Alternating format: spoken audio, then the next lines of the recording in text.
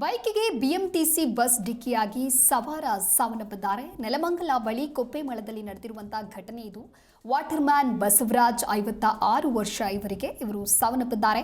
ಬಿಟ್ಟಸಂದ್ರ ಗ್ರಾಮ ಪಂಚಾಯಿತಿಯ ವಾಟರ್ಮ್ಯಾನ್ ಇವರು ಬಿಎಂಟಿಸಿ ಬಸ್ ಸಮೇತ ಚಾಲಕನನ್ನ ವಶಕ್ಕೆ ಪಡೆದುಕೊಳ್ಳಲಾಗಿದೆ. ಕುದೂರು ಪೊಲೀಸ್ ಠಾಣೆಯಲ್ಲಿ ಈ ಪ್ರಕರಣ ದಾಖಲಾಗಿದೆ. ಬೈಕಿಗೆ ಬಿಎಂಟಿಸಿ ಬಸ್ ಡಿಕ್ಕಿಯಾದ ಹಿನ್ನೆಲೆ ಸವಾರ ಸಾವನ್ನಪ್ಪಿರುವಂತಹ ಘಟನೆ ನೆಲಮಂಗಲ ಬಳಿ ಕೊಪ್ಪೆಮಳದಲ್ಲಿ ನಡೆದಿದೆ.